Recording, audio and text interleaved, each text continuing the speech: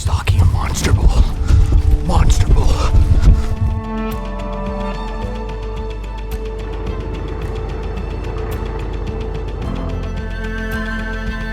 Look at that whitetail.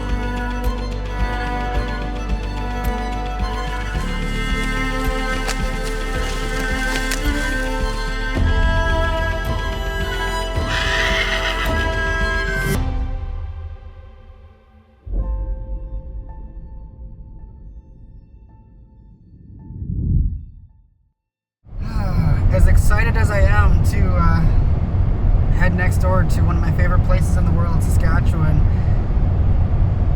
The only reason that we're going early is because we had one deer left in the bush back home in Alberta that we were trying to kill. And Darcy actually had an opportunity at him on the 11th of November, missed him twice, and we were driving here right now, and I just got a picture on my phone of him bedded on the scrape in front of my tree stand right now. And he is taunting me, making me want to turn around and go and finish the last 4 days in Alberta to try and kill him. But I already made plans, I changed plans with everybody. So as hard as it is to put that deer behind me, we now have to shift gears and focus on what's in front of us, and that's a week in camp with Lance and Emily, Ashton, Henry, Kale, the entire crew at Safari River. It's like our second home in Saskatchewan. And it's hard to leave Alberta. But if there was one place that I was going that would make me excited, this is exactly where it would be. So. Over the past 5 years now, I've been incredibly fortunate to spend a week each year parked somewhere in a blind in the middle of the forest in Saskatchewan. Whitetail hunting is my passion, and to extend my season by heading next door each fall in early December is something that I look forward to every year. Let's face it, hunting whitetail in Alberta is a grind like no other. Long, slow days on stand, hoping to see a few deer, and if you're lucky, you'll maybe see a shooter. But when I head over to Saskatchewan, it's a completely different world. There are some incredible outfitters in Saskatchewan, and they have truly perfected the art of targeting and killing the biggest deer in the bush. I've been incredibly fortunate to take some fantastic whitetails over those years, but what always strikes me the most is the efficiency by which it happens. And it's for that reason that I couldn't wait to join Lance and Emily with Safari River Outfitters once again, as we tried to close out our season with one last giant old whitetail.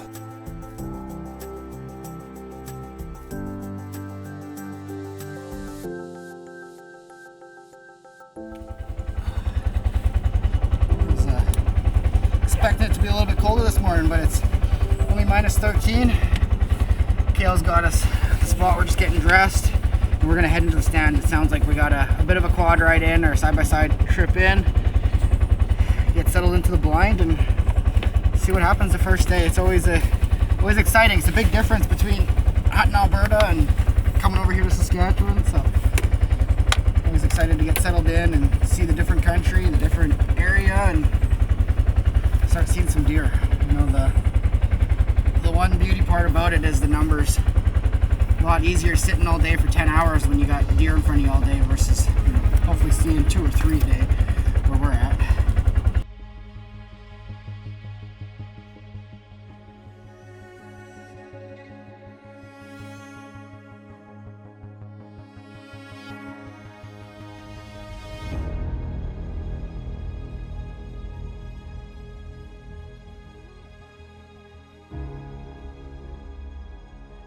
Grab some of our stuff. See what we got to work with.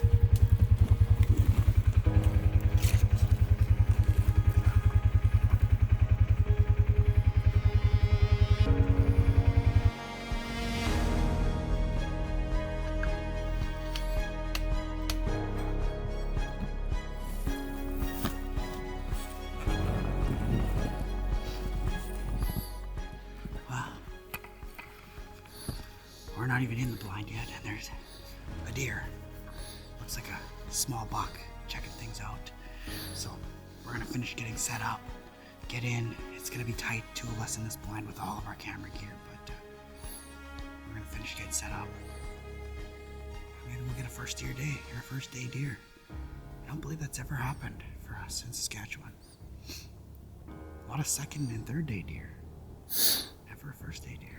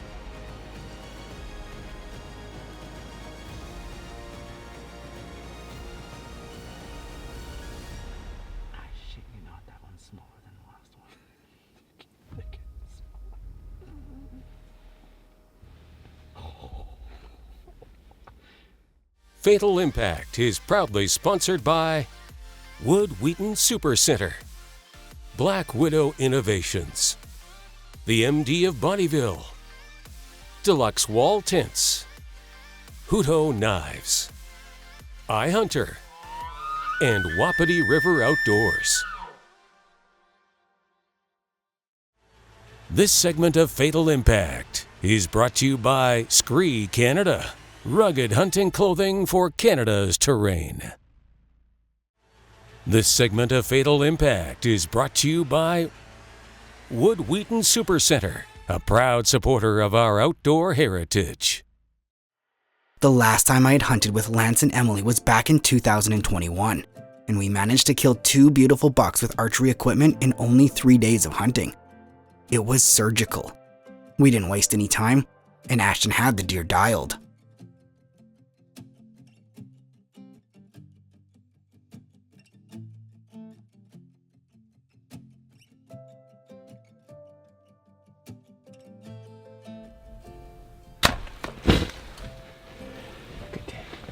Good tag, that was in there.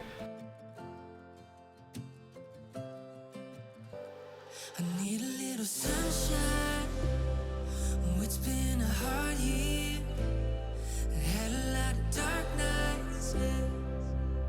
And we're still waiting on some. I'm pretty sure that went right where it needed to go. Smoke to clear. I need a little sunshine.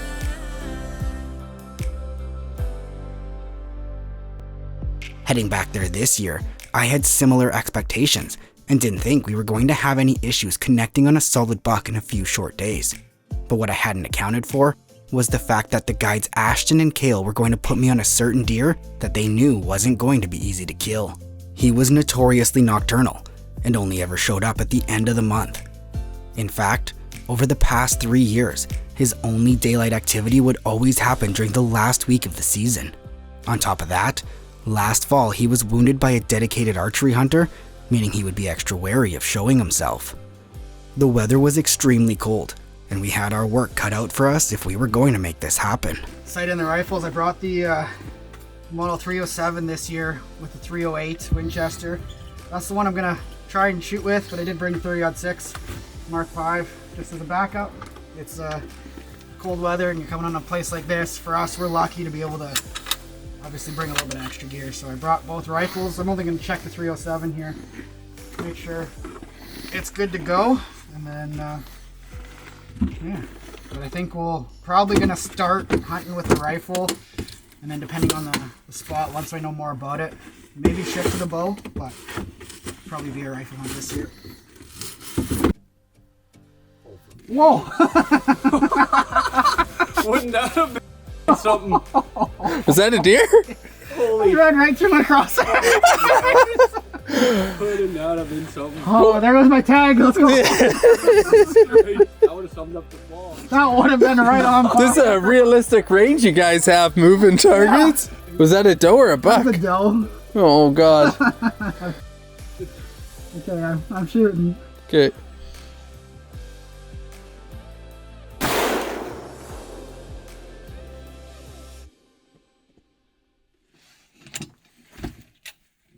What are you shooting, a 308? 308, yeah. This particular buck had been bouncing between 2 different stand locations and after seeing very little activity the first day in the stand, Kale decided to move us over to where this buck spent most of his time. Well, you got wires running into your boots. These are my fancy heated insoles. Trying them out. They actually seem to be working. They almost get too hot. Now, this is one of the coldest hunts that we've done. It's minus 30 out there with the wind chill, minus 40. We're heading to a new spot today. We're actually leaving from camp, so that's why we're getting dressed here, and I'm dying out right now. But I'm gonna be cold in about 10 minutes, so putting on every layer that I own to try to stay warm.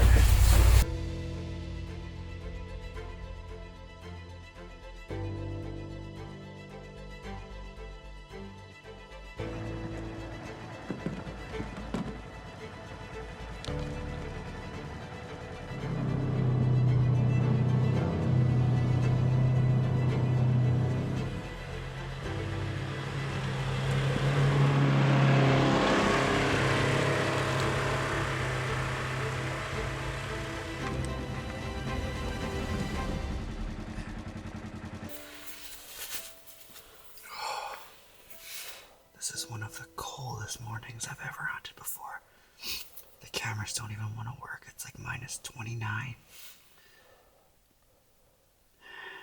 And we're in a spot, and I think it's so cold the deer don't even want to move.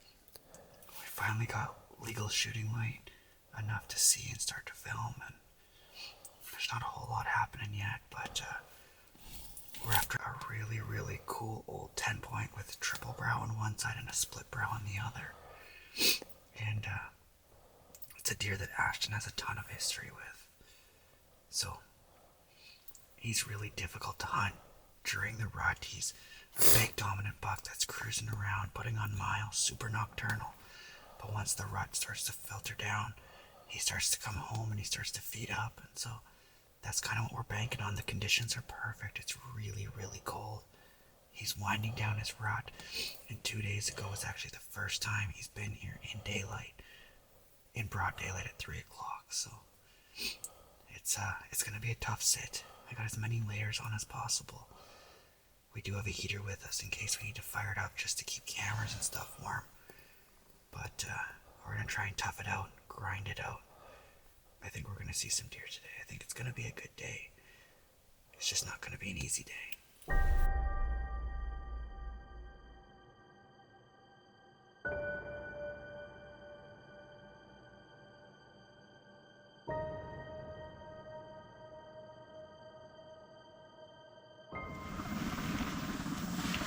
Two little small bucks there. Got a light snowfall this morning. Nice and cool. It's really cold.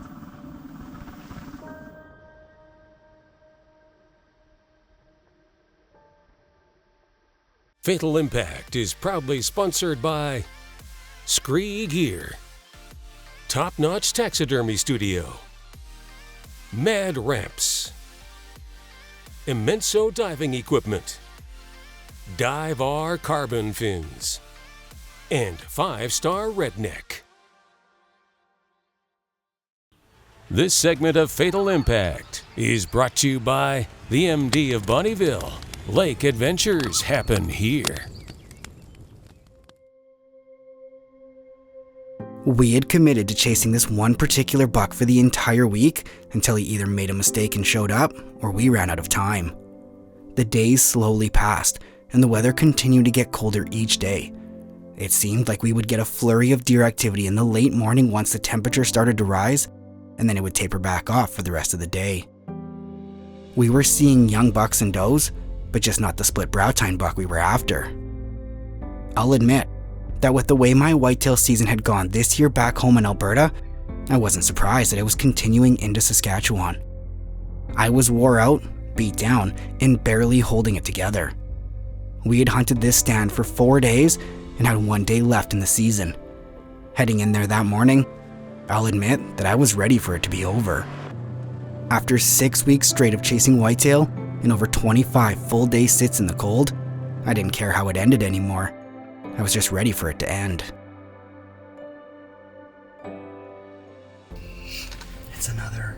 freezing cold day here in Northern Saskatchewan. We're just climbing into the blind for our very last sit of the trip. We're down to day 6, the longest I've ever actually had to hunt in Saskatchewan for a whitetail. I'll admit, I'm getting pretty worn down, run down. It's been a long season. I'm so ready for it to be over in more ways than one, but we're gonna finish grinding it out. It's like minus 26 again. It's supposed to warm up throughout the day. We got a light snowfall coming, so it kind of feels like a good day to kill a big buck.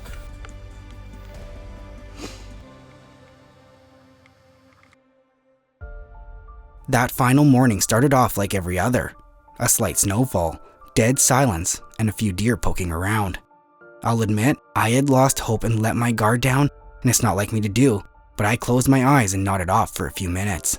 And the next thing I remember is Daniel frantically tapping my leg to wake me up, and when I opened my eyes, there he was.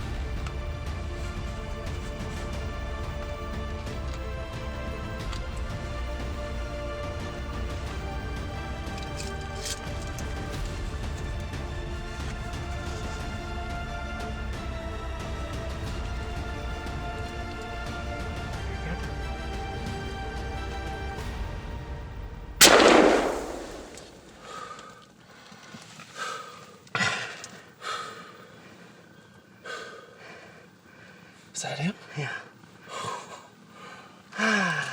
Where's the other camera? This segment of Fatal Impact is brought to you by Tourism Saskatchewan. Experience the beauty of Saskatchewan for yourself. This segment of Fatal Impact is brought to you by Black Widow Innovations, Canada's top choice for broadheads built for Canadian big game.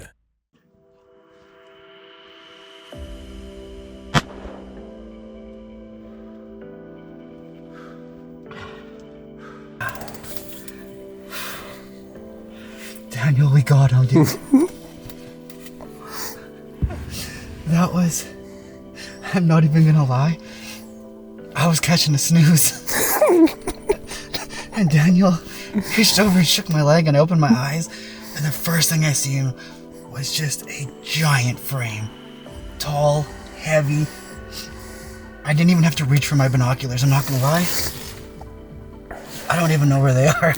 I went to grab them here and they were gone. They must have fallen down. So I just grabbed my rifle and I got on them, and I could see the split brows, the triple brow, the split brow. Today was our last day in Northern Saskatchewan with Safari River Outfitters. And we just killed the deer that we were after. And this deer is riddled with history. Ashton has so much history with this buck.